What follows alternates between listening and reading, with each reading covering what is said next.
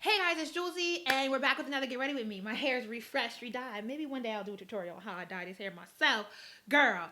But as you already know, this is a new background. I'm still unpacking, still getting in the flow of things. I hope the audio quality is enjoyable here. Get Ready With Me is meant to be a key discussion. I'm going to talk about a subject matter off the top of my head. I am not always fluid because you got to multitask and do a couple things while talking, but this is meant to be more of like an informal discussion, like you're having a girl talk, a guy talk. I hope you comment along, I hope you engage, and a lot of times these Get Ready With Me's help me prepare to do more deeper research videos so I know which direction I want to go in having further conversations. But these are just meant to be, a moment. So this Get Ready With Me is sponsored by KLAIYI Hair. They've been a previous sponsor. They pay an equitable rate, so thank you. I'm actually going to tighten this wig. So my hands, as you notice, are dyed because I did a raggedy dye job on this because I over bleached the knots. Ooh, why am I having a hard time getting this out? See, look, already can't multitask. So I'm going to use my Amazon wig grip because I got my hair, as you can see, I got a fresh cut. And so things are slipping and sliding a little bit more than usual.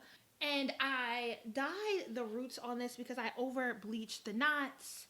So we are going to properly apply this wig so that it actually looks cute. Okay, and so this is KLAIYI's 13 by 6, so it's 13 across, and then it does go 6 inches like back in the middle here, so I can do a pretty deep part. And as I was saying, it's 26 inches and 180% density, and this wig does fit my 23-inch big ass head. As I was saying, I do like curly hair, particularly from certain brands. So I've worked with KLAIYI before, and they have a really, really pretty, like Brazilian deep curly. So the wig companies typically hit me up saying, hey, do you want to do like a straight or body wave wig? But girl, I'd be a little nervous. We gonna try baby hairs in this one? Are we? We're gonna hot comb it down so it lays right. I feel like maybe we could do a little something. I mean, the baby hairs in the last one didn't go well. But, oh look, they're already a little short. All right, let's cut them a little shorter. All the details on this hair will be down below in the description box with the coupon code if you want to try it out for yourself. I do appreciate that these fit a bigger head size because, girl, we know the last Get Ready With Me, I had a bit of a struggle here. And this is my second time wearing this wig. And it took to the color well. I just added some $2 color I got from Walmart to make the roots the right color again instead of like a brassy orange. So the topic we're going to discuss today, well, you see it in the title. So the Oppression Olympics. That's kind of like a derogatory way because I think there is legitimacy there very much so actually is legitimacy to the trauma that Black people in America, the generational trauma that Black Americans have faced in this imperialistic country. That trauma has informed a good a good deal of our culture, our community, our societal norms. Like, it impacts and influences a lot of things. See, I just don't like how stringy it gets.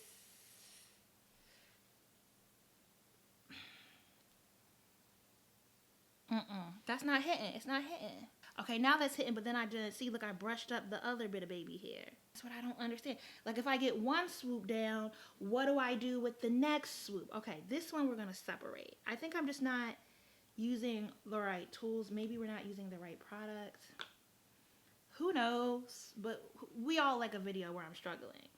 Anywho, as I was saying, I do think, oppression and the sort of trauma that we have communally faced does inform a lot of the nuances of our day-to-day lives, of our culture, the color of our community. But so I don't think it's I'm not trying to slander people discussing the trauma that they have faced distinctly because of being a descendant of slaves in Black slaves in America. All right, we're gonna go with that. That's gonna be that on that, and that's that, and that's it. All right, let's hit it with a hot comb so it don't look like it's sitting high up on our head. Sizzle, sizzle, bitch. I have not actually read Fred Moten. I read the intro to Black and Blurred. It's very dense text, And that book essentially talks about the performance of blackness, right? How do you perform your black identity? And I know in the intro where he quotes in mass Sadia Hartman, like entire pages of her work, girl. But talking about the attachment of the performance of our identity to trauma. And so I do think there is this overarching theme in the Black community about attaching ourselves and defining our blackness via the ways in which we have had to deal with being othered in American society. Because it's constant, and I don't think you're wrong for doing it. And so I think one of the negative things that definitely comes out of that is this sort of oppression Olympics, right? This, you know, when you do that game and like you step forward for every privilege you have, and you know, we're trying to prove how much privilege we don't have. Like we're trying to step back. Like I'm gonna step, no, single mother household, no, below the poverty line, free meals at school. No, I got kicked off the free meal thing though. Yeah, that. Now my grandma raised me. Now my grandma ain't even raised me. My great aunt raised me. That sort of thing. And I have had this running thought for a while now about how like I consciously don't want to participate in the oppression Olympics. And that yes, there are certain things that have happened to me in my life because of my Black identity. And I'm not going to be ashamed of that. I'm not going to fault or shame other members of my family or ancestors for it. But I'm also not going to tether my Black identity or feel like I have less of a beholdens to my Black identity because there are certain things that are quote unquote considered part of the Black struggle that I have not personally experienced. For instance, we still going with the Glossier. We getting ready for this live we fitting to do. There are Black people who I feel have learned about Black culture, who grew up in firmly middle to upper middle class Black families in white enclaves and learned about their Blackness via Twitter, okay? And I desire not to be one of those people. The way we want to embrace hood culture while shaming hood culture, and there is a long historical narrative, as there is for everything, about why that happened. But I've been cautious of this idea of not feeding into this narrative that I have to be hood in order to be firmly Black. Am I good in any hood? I mean, I'm comfortable in any hood. I'm okay with walking through the hood. I can't walk into any hood household, you know. And when we talk about hood, no, I cannot walk into any low-income household and be accepted. That's not even how the hood work. You ain't walking into nobody's household like that anyway. I feel like, you know, the reason why like I even have an understanding in the hood is because I lived in Brooklyn, and I feel like that's what a lot of Black Twitter does is they move to New York and all of a sudden it's like, oh, like get the hood. So am I not part of the problem I'm discussing? Maybe I am. But my mama's from Brooklyn, my family from there. I don't know, bruh. What authority do I get on this? I grew up in the suburbs of Delaware. Delaware has the hood. I just didn't grow up in the hood in Delaware. But I don't really need hood credibility, you know what I mean? Like, I think my active thought around that is just to not participate in the shaming of poor Black folk. Because y'all want to embrace this I'm good in any hood thing while having very strong anti-poor Black people ideology. And it's just not. Baby. No.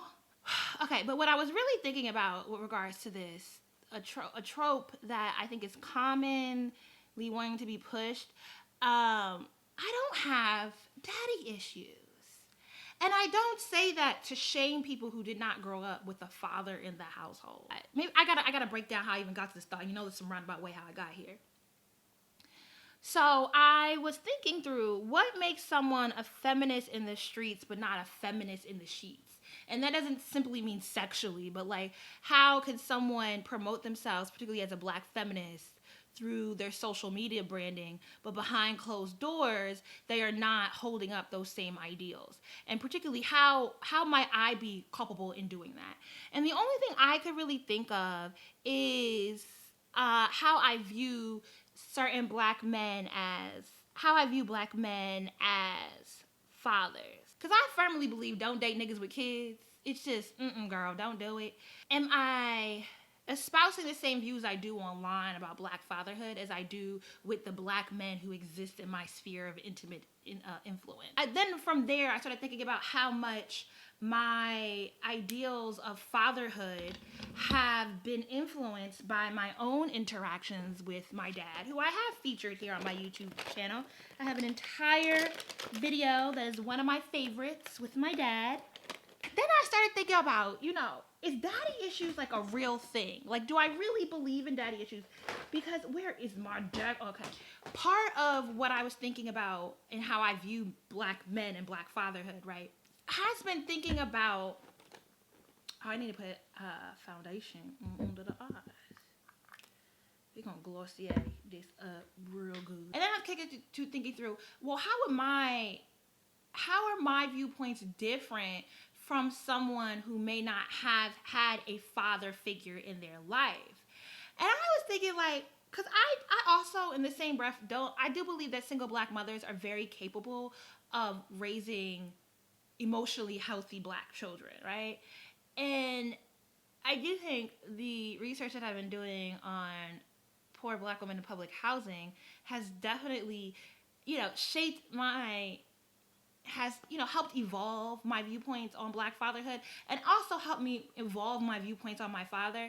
And to say that I don't think I gave enough credit to the fact that my dad was born in 1952 and the trauma that he endured, whether he's aware of it or not, growing up as a child in Central Florida, pre-civil rights, like during the height of the civil rights movement and the subsequent freedom struggle, and then what that has meant as his identity as a man in this world. And a lot of that evolution has come from black feminist reading.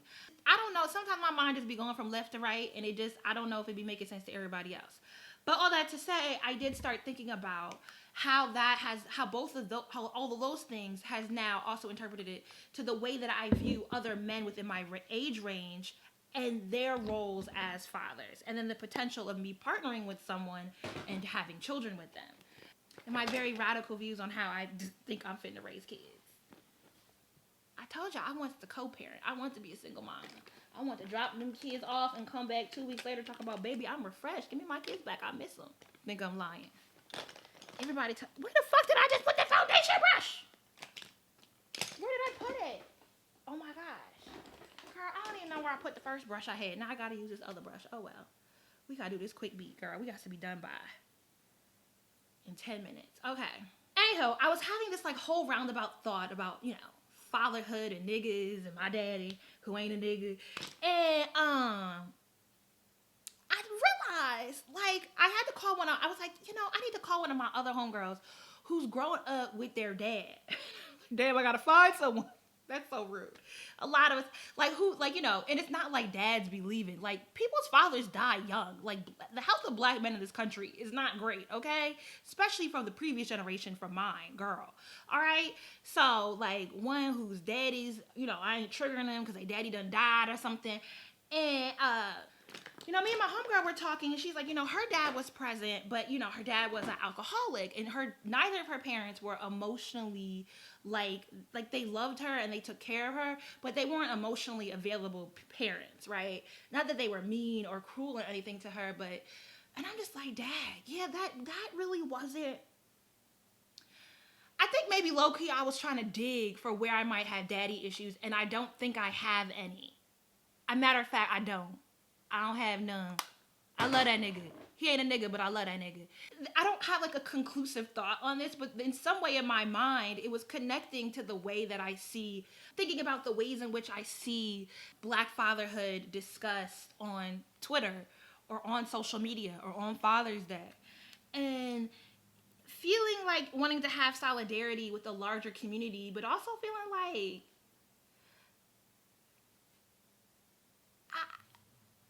my parents said I love you. It was like this episode on the podcast The Stoop, talking about how black parents don't say I love you. Not my experience, bruh. Them niggas love me. To the point that, like, my mom the other day was saying, we were having a conversation about religion, and I don't know why she be trying it. She know I ain't never to be a Jehovah's Witness. I'm 34, baby. It ain't finna happen at this point. But sometimes we veer, and oddly enough, my dad is the more dogmatic one, so I would think he would bring it up with me, but my mom brought it up. She made the statement, well, do you think you had, like, traumatic experiences in your childhood because of religion? And actually, I don't think they were traumatic. I think I had less than experiences that are connected to the fact of my parents' religious choices. But I don't think I had my mom, anytime I want to be critical of like something that happened during my childhood, takes it as me saying that I didn't have a good childhood.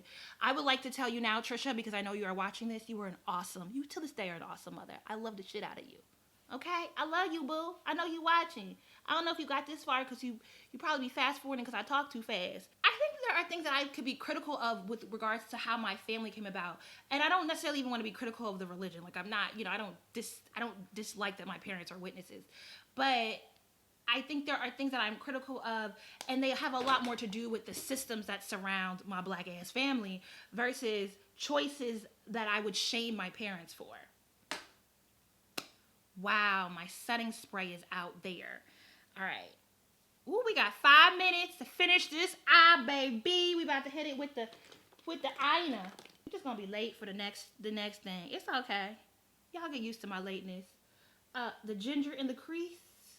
She did a really cute eye look on Instagram today, and I'm like, oh girl.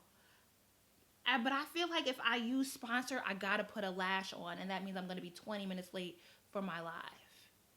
So we have to do the subtlety.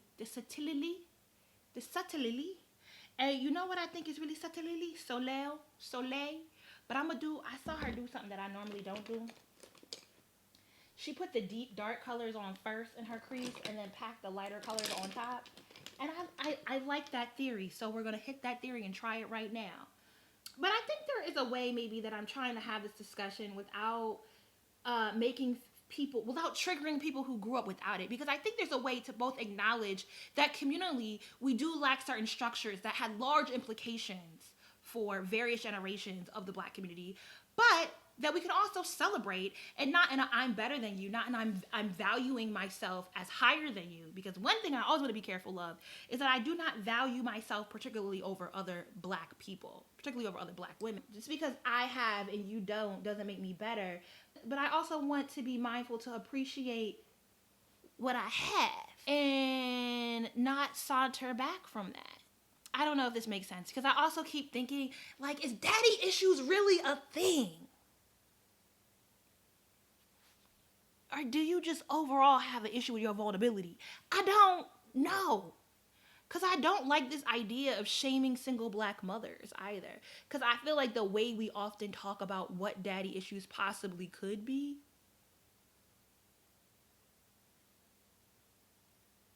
has a lot to do with what we perceive to be the incapabilities of women, which ain't true. I don't know if this makes sense, but it's what was on my mind to talk to you about today. I kind of want to put Zam on top of that now. I don't know why. Zam just be calling my name. It'd be like, Zam. Yeah, but a lot of the ways I think we talk about the black family, man, even like the way we talk about getting spanked, like, I don't really entertain that conversation because I don't disagree that spanking is a form of child abuse. I don't disagree. But I do not feel that I was abused as a child who grew up getting spanked, because spankings in my household was my dad largely did the spanking, and it would be like, first of all, my dad would be good for telling us, okay, I'm gonna get to you once we're all calmer. I didn't get spanked in the moment a whole lot. It would usually be, okay, we're gonna spank you at 7 p.m. and it's 4 p.m. right now, and I'd be like, damn, I gotta wait a whole 3 hours to get this spanking, man. And then we sit down, we had these little wooden chairs in front of our bunk beds. Me and my sister shared a room the whole lives. My dad would read to us from the Bible. Girl, a whole lot of Bible reading growing up, and I can't quote you not a damn one scripture. I know usually there's a time and a place for everything. I think that's somewhere in Romans. And bad association spoils, bitch, the foundation rest was right under my thick ass thighs. And bad association spoils useful habits, which was usually